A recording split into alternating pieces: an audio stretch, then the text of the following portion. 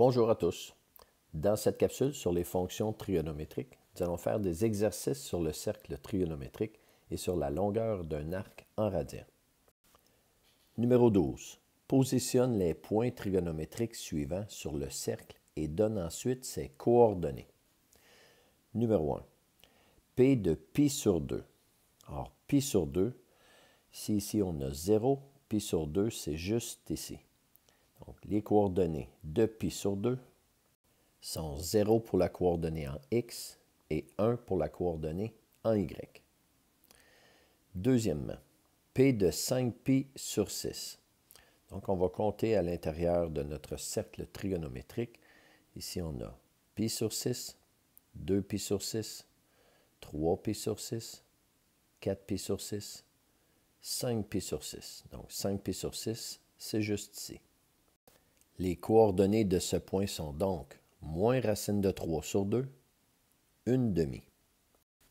Troisièmement, p de 4pi sur 3. On va y aller avec les multiples de pi sur 3. Ici, on a pi sur 3, 2pi sur 3, 3pi sur 3 et 4pi sur 3 qui est juste ici. Les coordonnées du point p de 4pi sur 3 sont donc moins 1 demi pour la coordonnée en x et moins racine de 3 sur 2 pour la coordonnée en y. Quatrièmement, p de moins pi sur 4. Maintenant, on va tourner dans le sens horaire. Donc, à partir de 0, on va avoir moins pi sur 4 juste ici. Les coordonnées de ce point sont donc racine de 2 sur 2 pour la coordonnée en x et moins racine de 2 sur 2 pour la coordonnée en y. Cinquièmement, p de 5pi sur 4. On commence à 0, donc pi sur 4, 2pi sur 4, 3pi sur 4, 4pi sur 4, 5pi sur 4, c'est juste ici. Les coordonnées de ce point sont donc moins racine de 2 sur 2 pour la coordonnée en x et moins racine de 2 sur 2 pour la coordonnée en y. Sixièmement, p de moins 7pi sur 6. Donc, à partir de 0, notre angle de 0, moins pi sur 6, moins 2pi sur 6, moins 3pi sur 6, moins 4pi sur 6, moins 5pi sur 6, moins 6pi sur 6 et moins 7pi sur 6 qui se situe au même endroit que notre angle de 5pi sur 6. Les coordonnées de ce point sont donc les mêmes que celles de 5pi sur 6 et sont donc moins racine de 3 sur 2 pour la coordonnée en x et 1 demi pour la coordonnée en y. Numéro 13. Quelle distance sépare Montréal de Vancouver si l'angle au centre de la Terre est de 0,761 radians et que le rayon de la Terre est d'environ 6378 km? On va assumer que la Terre est complètement sphérique. Donc ici, il va falloir appliquer une petite formule. Donc, l'arc intercepté est égal à l'angle au centre, θ, en radians, fois la mesure du rayon de la Terre. Ce que nous, on cherche dans le fond, c'est la mesure de l'arc qui est intercepté par notre angle au centre juste ici, de 0,761 radians. On va remplacer le θ par 0,761 et on va remplacer le R par 6378, ce qui nous donne L est égal à 0,761 fois 6378, ce qui est égal à 4853,658 km. Alors voilà la distance qui sépare Montréal de Vancouver. Numéro 14. Sachant que l'abscisse d'un point trigonométrique est 5/9, quelles sont les valeurs possibles pour l'ordonnée de ce point? Donc, l'abscisse, c'est la coordonnée en x. Alors, ce qu'on va faire, c'est qu'on va se tracer un cercle trigonométrique et on va placer une abscisse de 5/9 sur ce cercle. Sachant que le rayon du cercle est 1, on vient placer à une longueur de 5 neuvièmes un trait vertical, donc une abscisse de 5 neuvièmes, va couper notre cercle à deux endroits. C'est pour ça qu'on va avoir 2 points. Et nous, on cherche les coordonnées en Y de ces 2 points. C'est ce que je suis venu représenter juste ici. Avec la relation de Pythagore, on va avoir 1 à la 2 qui est égal à 5 neuvièmes à la 2 plus Y à la 2. 1 à la 2, c'est 1. 5 neuvièmes à la 2, c'est 25 81e. On a donc 1 qui est égal à 25 81e plus Y à la 2. On soustrait 25 81e de chaque côté pour isoler le Y2.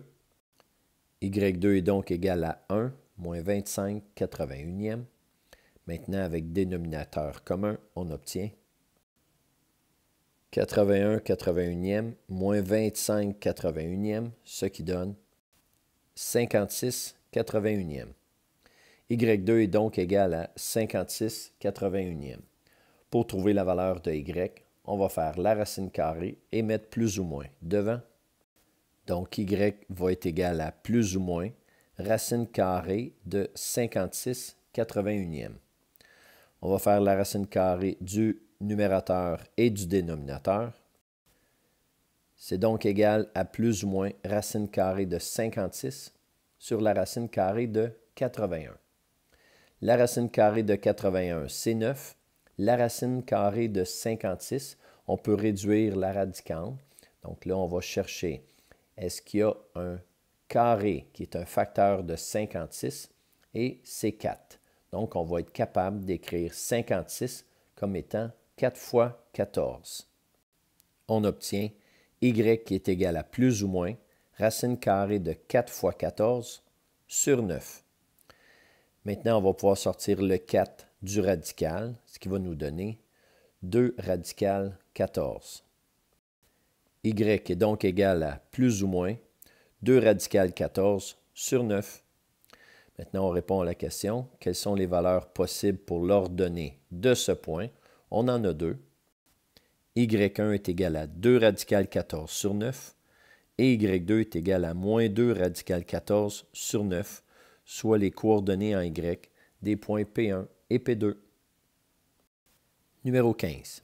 Calcule les expressions suivantes à l'aide des coordonnées des angles remarquables du cercle trigonométrique et de l'équivalence tangente de A est égale au sinus de A sur cosinus de A au besoin. On se rappelle que les coordonnées d'un point trigonométrique dont l'angle trigonométrique est θ, c'est cos de θ pour la coordonnée en X et sin de θ pour la coordonnée en Y. En A, on vous demande sin de 11π sur 6. Sin, c'est la coordonnée en Y. On s'en va donc à 11π sur 6. La coordonnée en Y est donc moins 1/2. En B, on nous demande cos de 5π sur 4. Cos, c'est la coordonnée en X. 5π sur 4, c'est juste ici.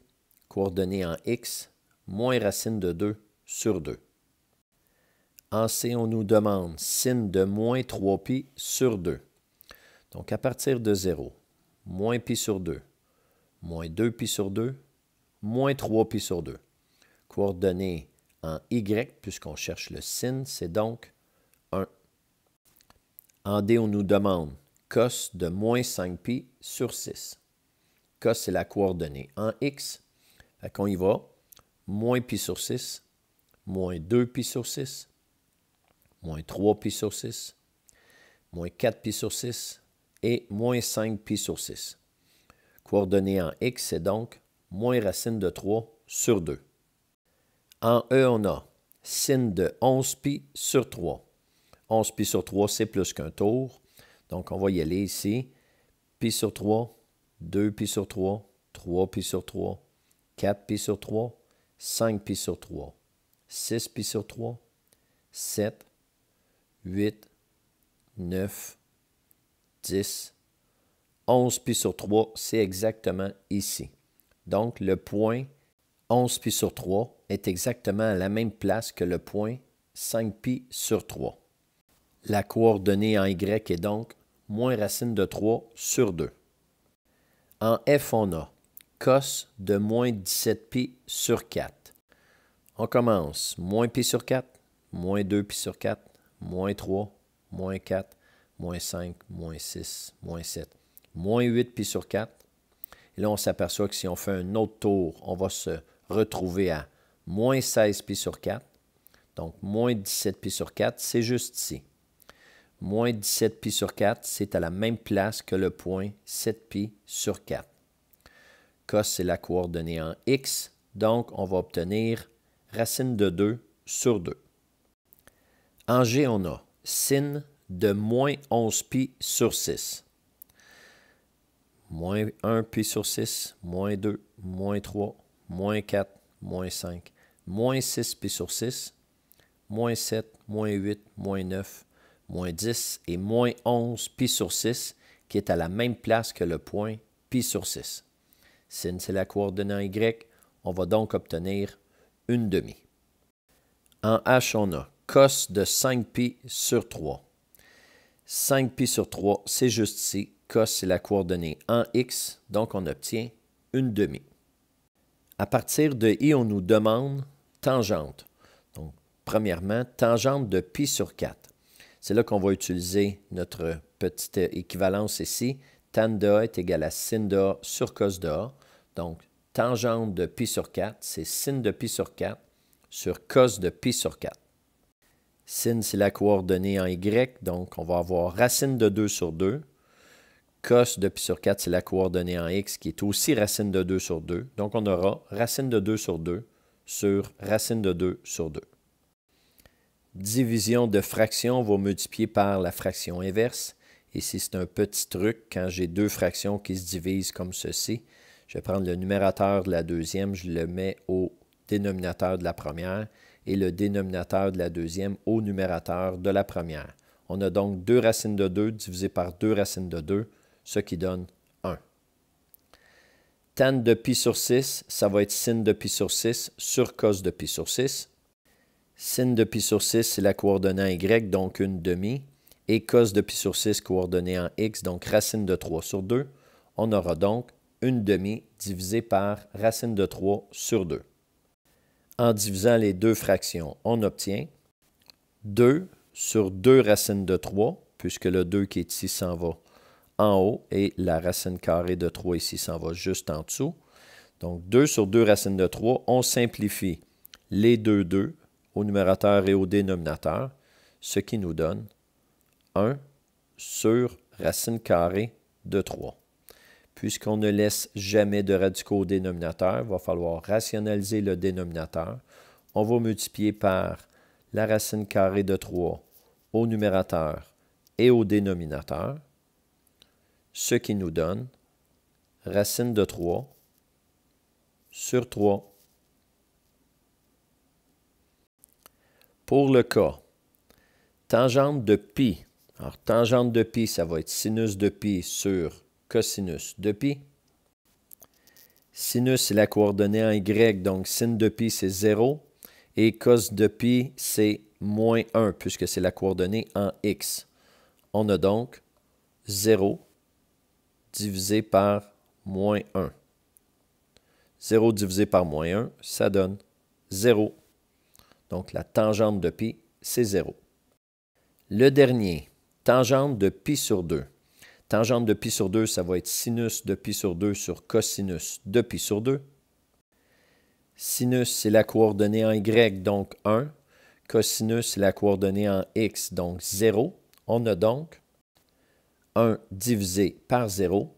Et 1 divisé par 0, c'est impossible. On ne peut pas diviser par 0 dans notre système de numération. Donc, on va tout simplement écrire impossible.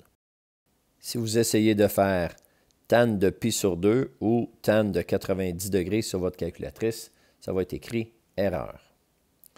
Alors voilà, dernière capsule sur le cercle trigonométrique.